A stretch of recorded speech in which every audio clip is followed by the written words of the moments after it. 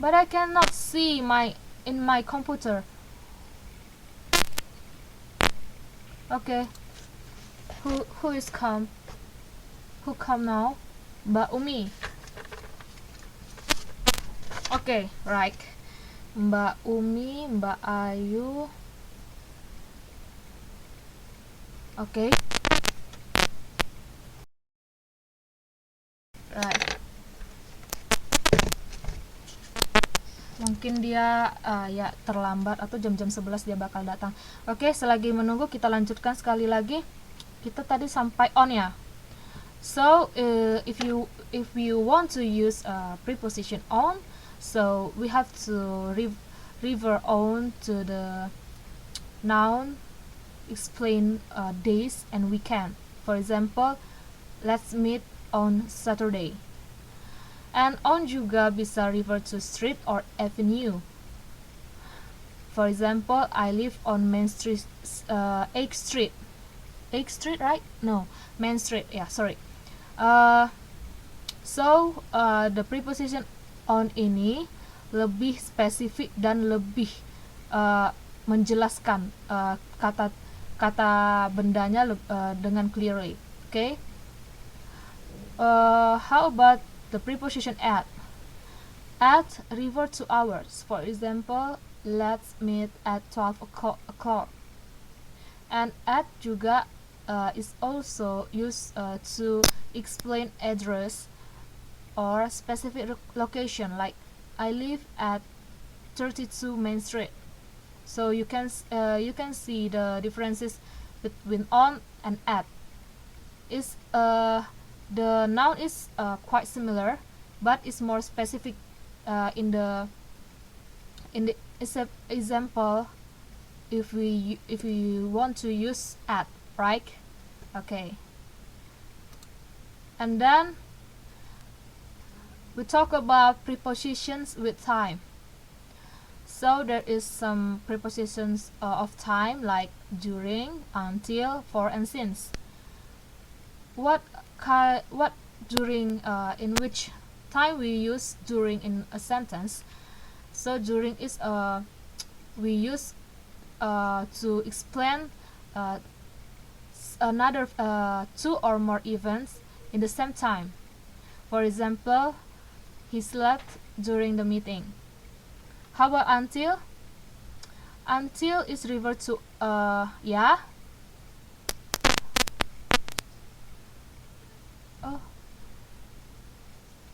Oh ya. Oke.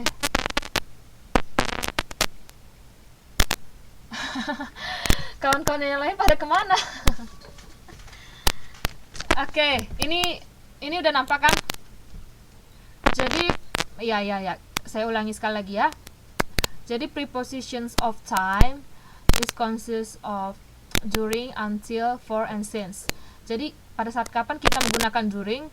Jadi kita menggunakan preposisi during ketika kita mau menjelaskan dua peristiwa pada waktu yang sama. For example, he slept during the meeting. How about until? Until is used to explain about a specific time. For example, I will stay until 10 o'clock. Ya, Mbak Dian? Semuanya pada nampak kan slide-nya saya tampilkan? Ya, berarti cuma Mbak Dian aja. Oke.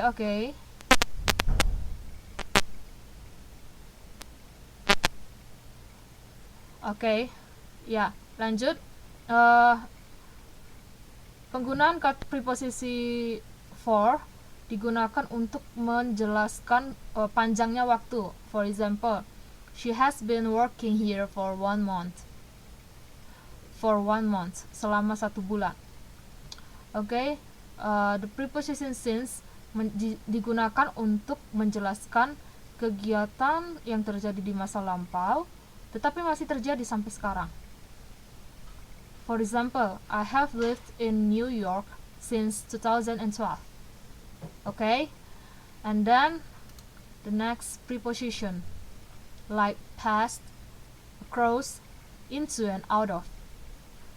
So we can see from the picture the differences on using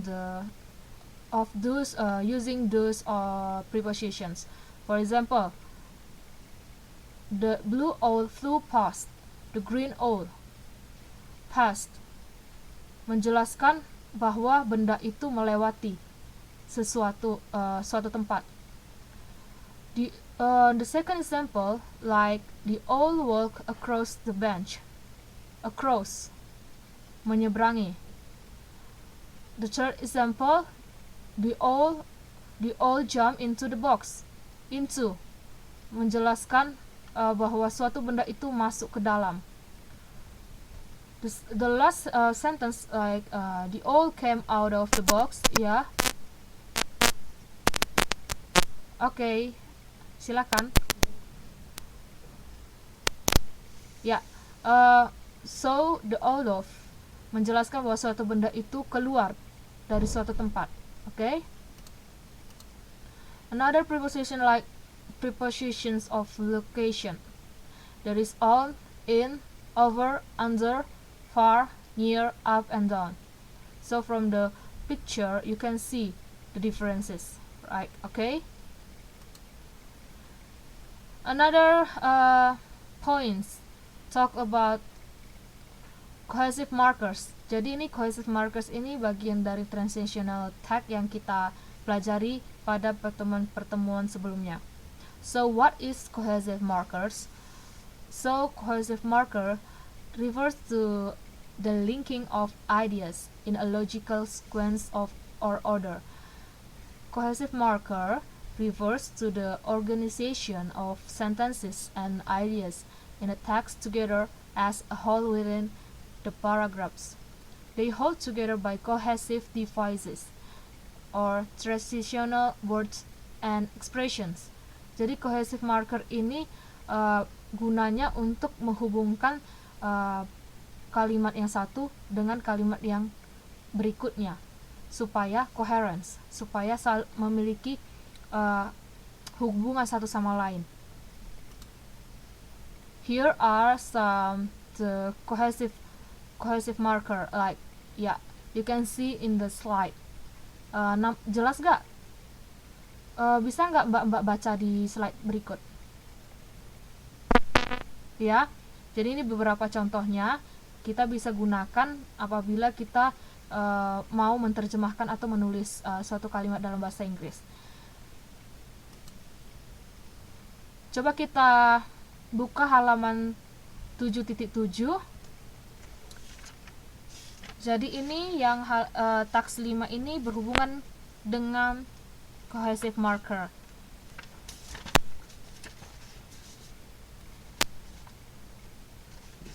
Okay. Have you find it?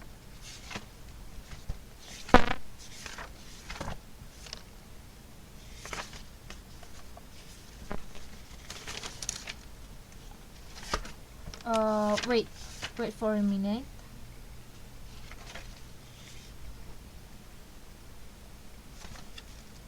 Okay.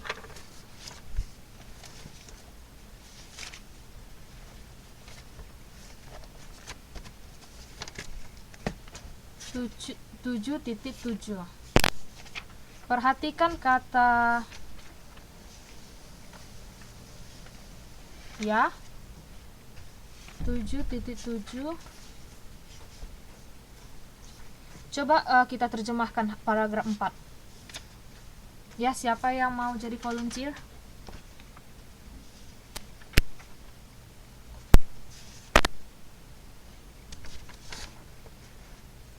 Ya, Mbak Ayu. Ya, coba kita mulai menerjemahkan yang paragraf 4 dengan memasukkan salah satu cohesive marker. Ya.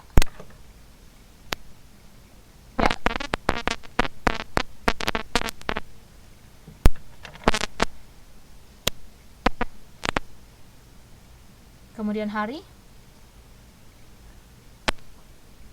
cohesive markernya revert to ya letter ya.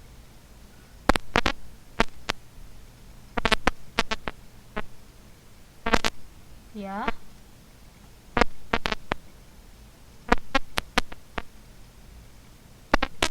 Pelukis, how we can a painter. Yeah, don't forget use the determiner. Yeah. Italy. Yeah.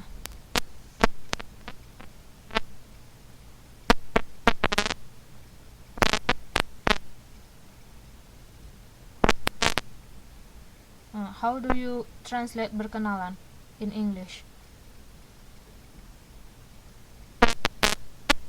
Make a friend.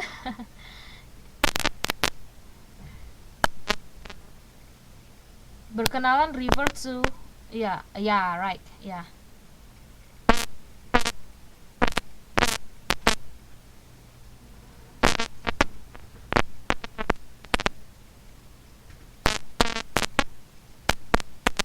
Ya. Ini at the time kita langsung lanjut, kita langsung pakai kata keterangan waktunya. Kata yang ini kan masih revert to Avandi. Don't forget use relative pronoun. Ya.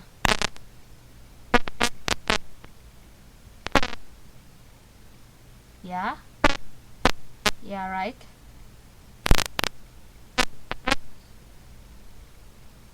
How do you revert mencari uang to English? Ya.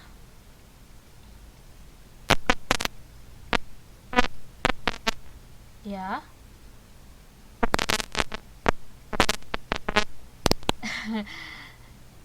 Menjadi modal.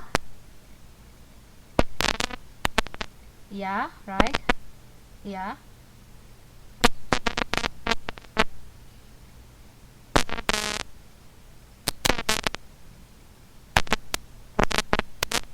Are you sure? How can we translate milik? Like, for example,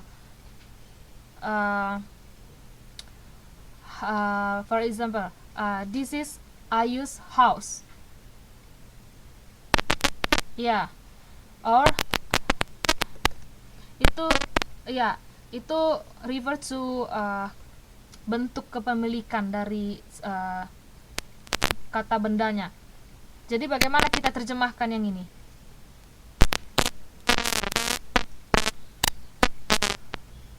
In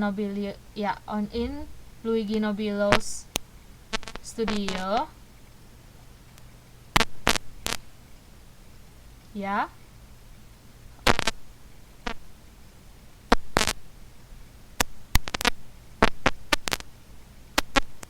Ya, ada dua meaningnya, bisa ya. Welcome Mbak Napiatun. Kita udah sampai halaman 7.7. 7.7 ya. So, how can you translate diam-diam in English? Mana lebih cepat? Mana lebih tepat?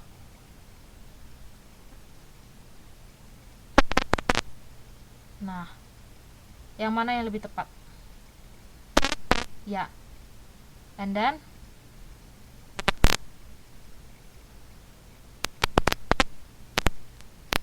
di mana Mbak posisikan kata silently ini? Terakhir. Okay. So, after you translate, which one of cohesive marker in this text? At the time, yeah, right. Letter, and satu lagi Mbak. Coba perhatikan lagi ini. For bukan bagian dari cohesive marker. Iya. Also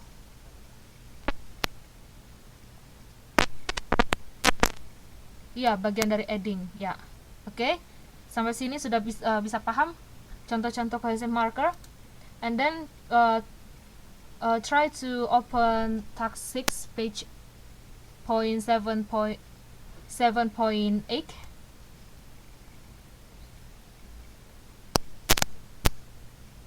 Ya, coba kita terjemahkan.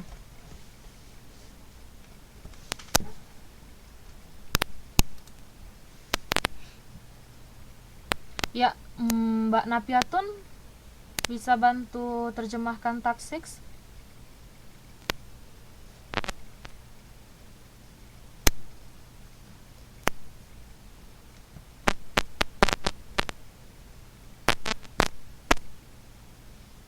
Mendirikan bisa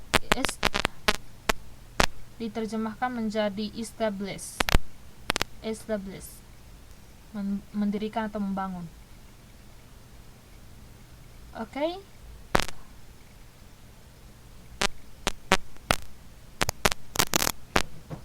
Iya.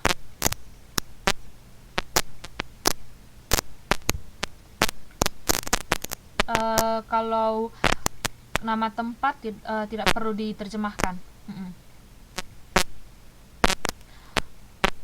Maaf Mbak, atau kita bisa terjemahkan tetapi ditaruh di dalam kurung. So if you translate Sanggar Seni Rupa, it could be like what?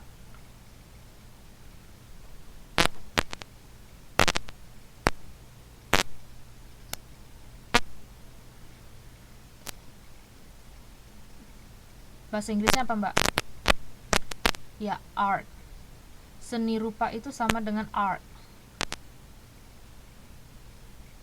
Sanggar refer to what? Kayak suatu tempat perkumpulan, right? Ya. Kalau refer to, kalau dia mengacu kepada suatu tempat perkumpulan, padanan katanya di dalam bahasa Inggris seperti apa?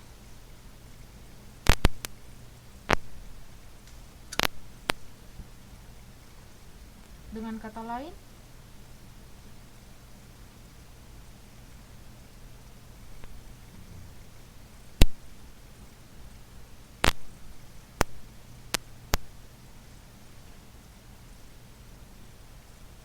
could we call Sanggar into club or or studio? Club or studio? Ya, Mbak yang putuskan yang mana? Club, ya. So, continue.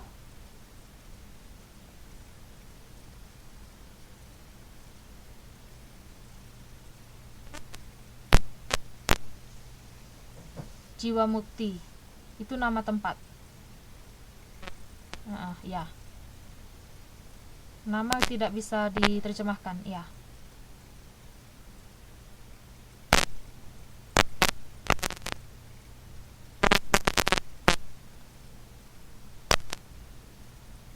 Sepulang bisa mengacu kepada setelah kembali dari Eropa. Kita bisa juga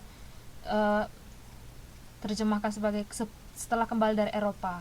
Jadi lebih gampang transfer meaningnya. Ya, lanjut. Come back.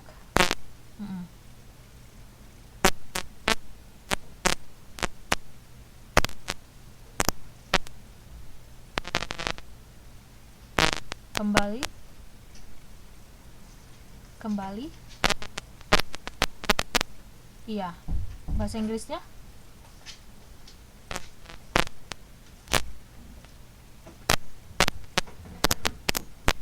Ya, right.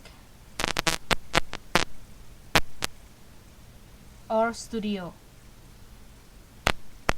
Ya. Karena ini kan studio kan, mendirikan studio. Jadi nggak pakai kata sanggar. Jadi studio ya tetap terjemahkan sebagai studio. Oke. And then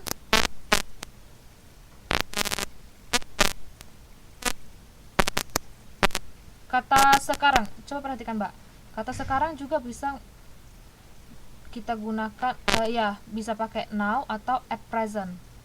Jadi sekarang mau pakai yang mana Mbak? Now atau iya, at present. Formal, iya.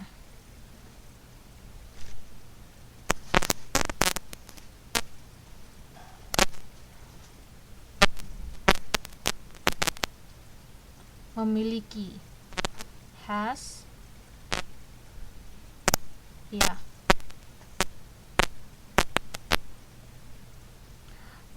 Balesni Barli ini refer to what? Perlukah kita jelaskan di dalam bahasa Inggris? Itu tempat apa? So, ya, perlu kita jelaskan di dalam bahasa Inggris supaya pembaca di dalam pembaca yang membaca teks sasaran ini mengerti. Karena ini kan bahasa Indonesia, Mbak. Nah, perlu kita terjemahkan. Kita tambahkan itu merupakan Balesni Barli ini mengacu kepada nama tempat apa? Ya, ya. Ya, right. Itu teknik penerjemahan apa yang kemarin kita pelajari?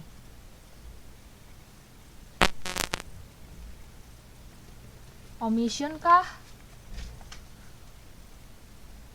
Borrowing kah? Kolokasi kah atau adaptasi kah? Adaptation kah? Adaptasi itu lebih cenderung mengganti unsur budaya di dalam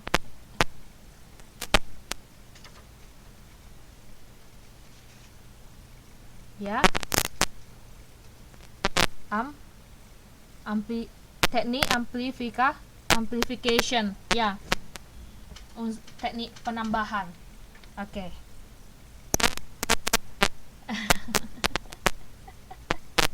Amplification ya, teknik penambahan.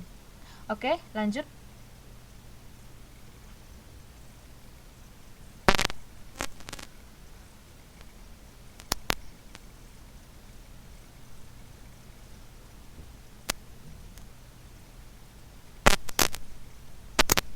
Barley said that.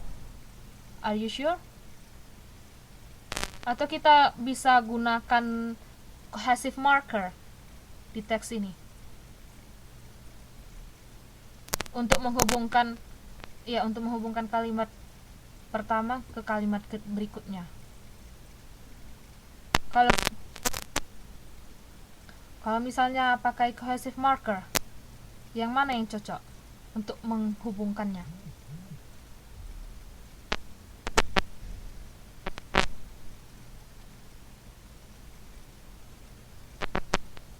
Iya, nggak bisa di zoom Mbak, ini karena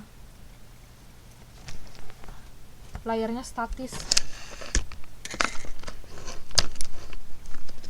Atau pakai apa yang namanya reflexive pronoun, like who, whom, when, where. Who, whom, when, where.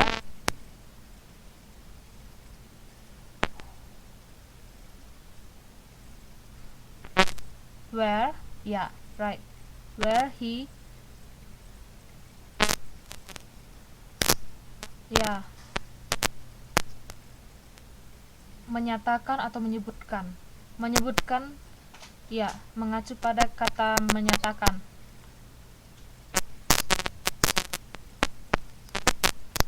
Mention itu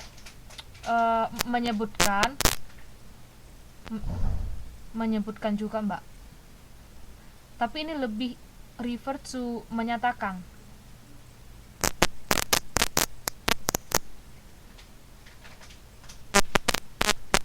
Deklarasi, ya, bisa. Ya, itu juga bisa digunakan Mbak.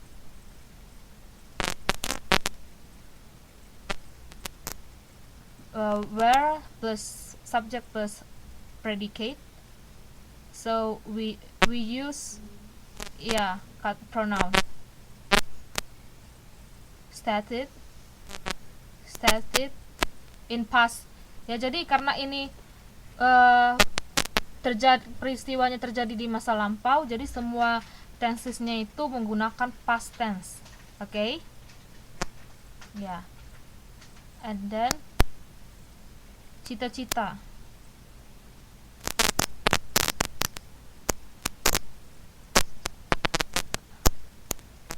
Yeah, okay. Right.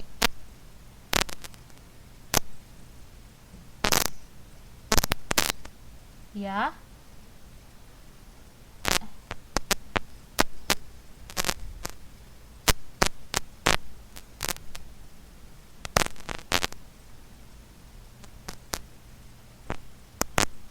Not only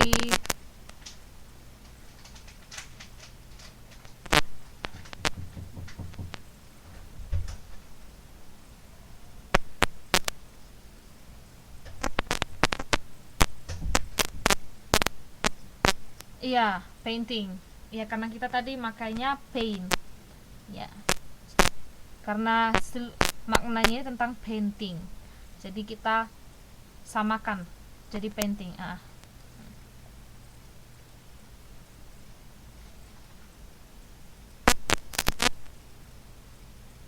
Bisa itu bahasa Inggrisnya can, are able to, could dalam bentuk pastnya, were able to. Jadi yang mana Mbak pilih?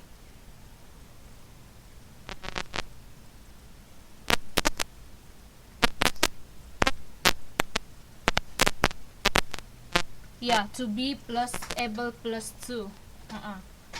Yang mana yang cocok, yang tepat menurut Mbak? Ya. But also to be apa yang dipakai di sini?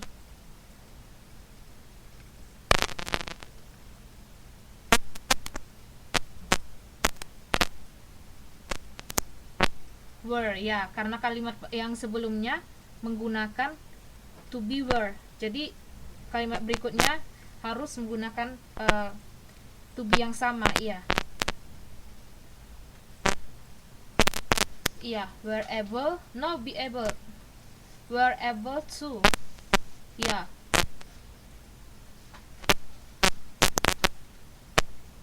With the others, right? So the conclusion, which one cohesive marker found in this text according to you?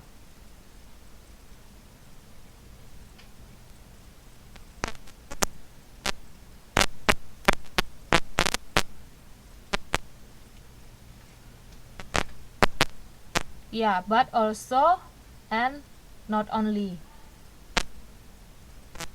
Yang lain? Seperti kata yang kalimat kedua, then, itu juga merupakan cohesive marker. Ya, menghubungkan kalimat pertama, meneruskan penjelasan dari kalimat pertama.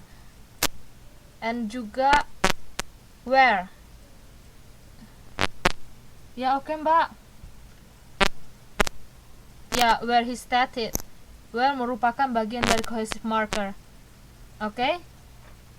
Nah, jadi sudah paham bagaimana penggunaan cohesive marker di dalam text 6, oke? And then we continue to translate the text 7. Oke, siapa yang mau jadi volunteer? Oke. Sepertinya semua pada off ya.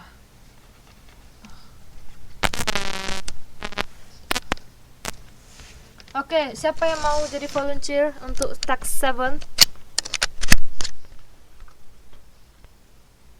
Oke, yang on aja ya, Mbak Ayu. Sekali lagi saya minta translate text 7 halaman 7.8. Atau Mbak Umi? Ya, Mbak Umi. Ya, baru on ya. Oke. Ya, giliran Mbak Umi sekarang halaman 7.8.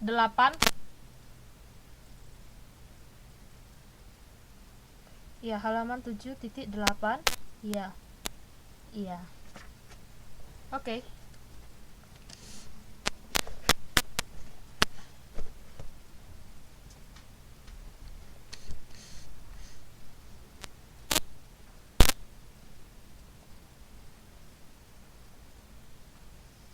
Is pelukisnya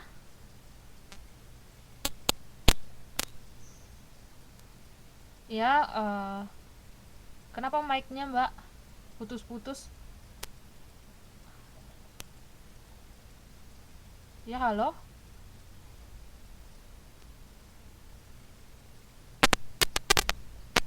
Iya, bisa dibalik, tergantung Mbaknya. Iya. Iya, putus-putus. Coba sekali lagi Mbak, kalimat pertama. Ya, ini dengar, ini baru dengar dengan jelas. Bisa, tergantung, karena ini tadi posisinya dari awal diceritakan sebagai pelukis. Jadi guru ini sebagai tambahannya. Ini keterangan yang baru. Ya, oke. Lanjut Mbak. Barley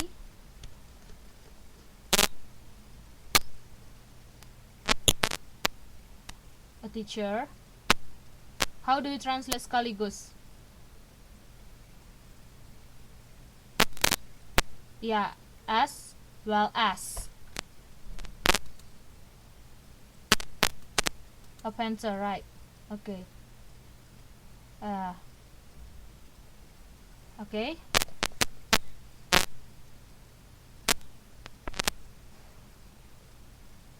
Yang dia ajar. Banyak mahasiswa ini posisinya sebagai objek. Jadi relatif pronounnya itu yang kita gunakan who atau whom. Who or whom. Whom. Ya, karena posisi nounnya ini sebagai objek di kalimat penjelasnya. Oke, right. Continue.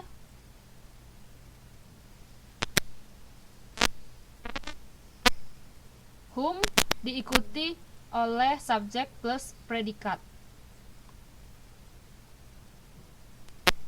Dia ini mengacu pada pronoun noun yang mana Mbak? Barley. So it could be translated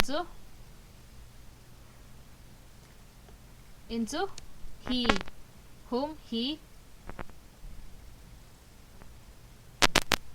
mengajar. Ajar sama dengan mengajar. Terjemahan jadi teach, ya, teach. Tapi ini posisinya past tense Mbak. Kalau past tense, bentuk kedua dari teach apa Mbak? He teach, taught, right? Jadi terjemahannya menjadi he taught. Oke. Students, ya, many students.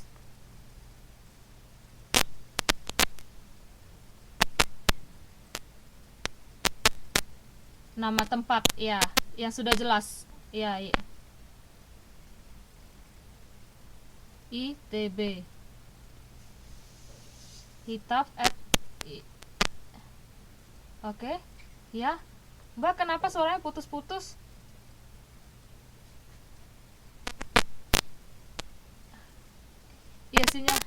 Sinyalnya putus-putus. Oke, kita lanjut aja Mbak Umi atau ganti dengan Mbak Anna Piatun dulu biar semuanya bisa kita ini udah tinggal 1 jam lagi Mbak, biar kita bisa kejar. Oke, ya. Ya.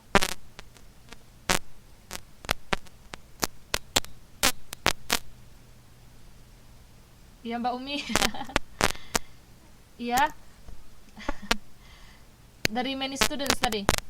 Many students. Dari kalimat kedua, many students whom he taught at ITB maupun ya students.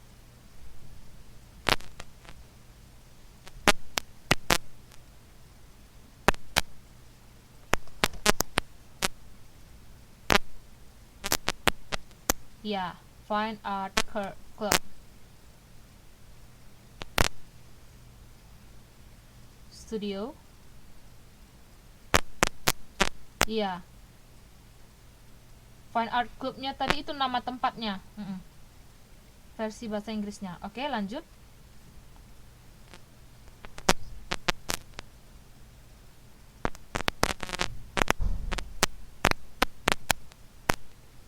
Are you sure you use grow up? Karena itu refer to kayak perkembangan. Coba cari padanannya. Berkembang, berubah, menjadi. Became, came. Iya. Senimannya become independent. Senimannya seniman mandiri. Ini satu noun phrase. Become independent. Seniman, how do you translate seniman? Artist. Artist. Yeah, so it could be become independent artist.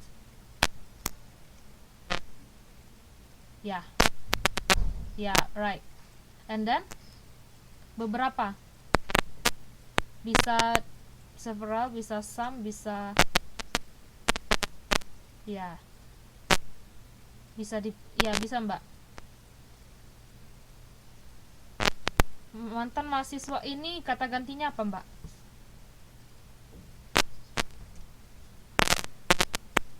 They, kalau letaknya sebagai objek jadi them. Ya, right. So, several of them. Ya.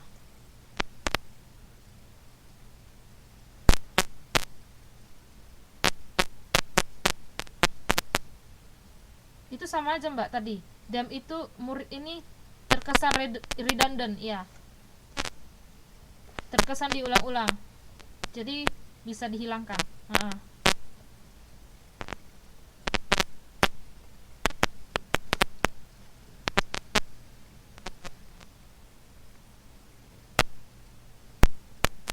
Ya, often, sering.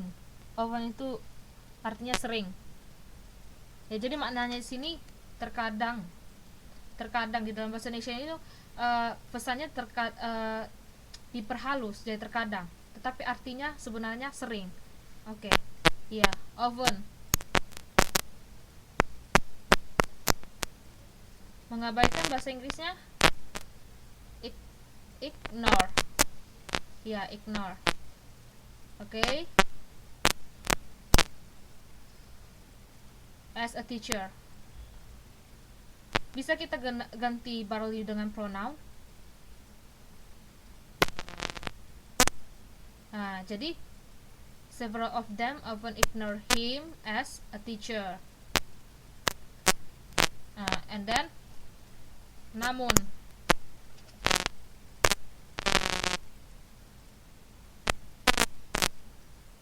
Iya.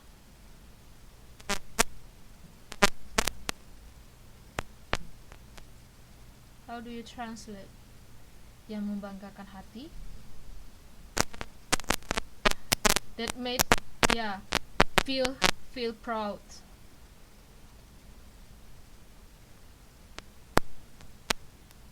Perlukah coba perhatikan satu kalimatnya.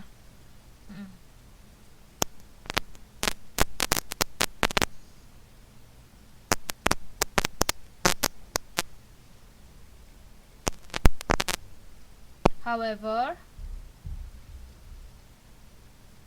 coba yang membanggakan hatinya itu diterjemahkan terakhir, di akhir kalimat. Kita fokus pada tokoh semacam Ade Pirous, ya. Tokoh itu terjemahannya menjadi apa? Could be like figures, ya. Public figure, ya kan? Seperti contohnya public figure itu kan mengacu pada makna tokoh public figure. Jadi dalam bahasa Inggris kita bisa terjemahkan tokoh menjadi figures. Oke. Ya, like semacam seperti ya.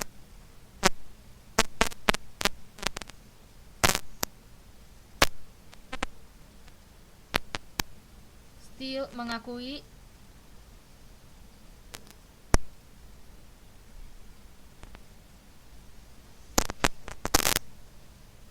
Ini maknanya, pesannya tentang apa? Tetap mengakui, tetap maknanya juga sama dengan tetap mengagumi, right? So we translate mengagumi menjadi admire, right?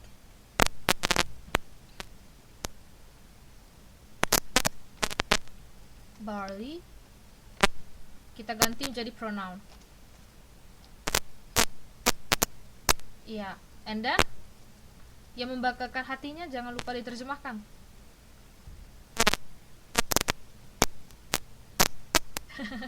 Oke, bagaimana Mbak susun kalimatnya?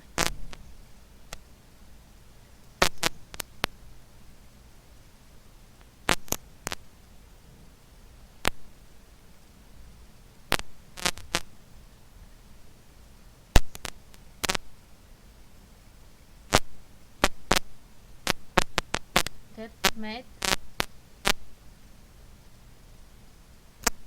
Iya, bisa. Karena iya.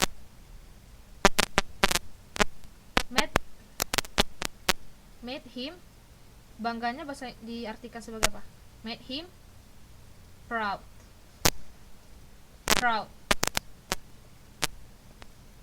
Yeah, proud. Okay. So, which one is the cohesive marker in this text?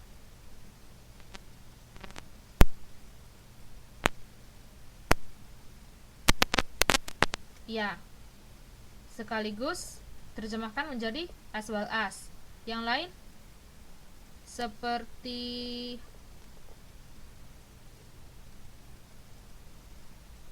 ya, kira-kira itu aja contohnya. Oke, sampai sini udah mengerti apa fungsinya cohesive marker. So, if you have any question, you can ask me. Iya, kata-kata yang menghubungkan kalimat berikutnya sehingga kesannya lebih coherence. Oke, kita lanjut ke poin berikutnya.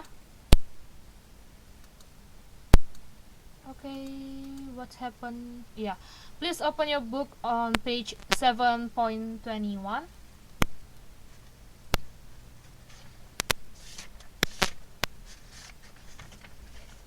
In tax 1, paragraph 1. Nah, coba kita perhatikan paragraph 1. Ya, biar saya bacakan ya. Frank Y. Freeman adalah Vice President Paramount Pictures dan Kepala Paramount Studios di Hollywood. Untuk bertemu dengan dia jauh lebih sukar daripada mau bertemu dengan Mr. Sumanang, Menteri Perekonomian Republik Indonesia. Saya bicara dengan dia dalam kantornya yang 4 kali lebih besarnya dibandingkan kantor Om Manonutu, Menteri Penerangan RI. Sesudah melalui beberapa bagian lainnya yang menimbang apakah saya cukup besar untuk diperkenalkan dengan Presiden Paramount. Nah, perhatikan, sama seperti yang di Learning Activity 1, Task 1, di teks bahasa Indonesia cenderung panjang dan memiliki kalimat-kalimat yang tidak jelas dan kalimat-kalimat yang tidak utuh. Coba perhatikan yang kalimat kedua. Saya bicara dengan dia dalam kantornya yang 4 kali lebih besarnya dibanding kantor Om Manonutu. Sesudah, ada kata sesudah di sini. How do you translate into English? So, di dalam teks paragraf 1 ini, penerjemah mengganti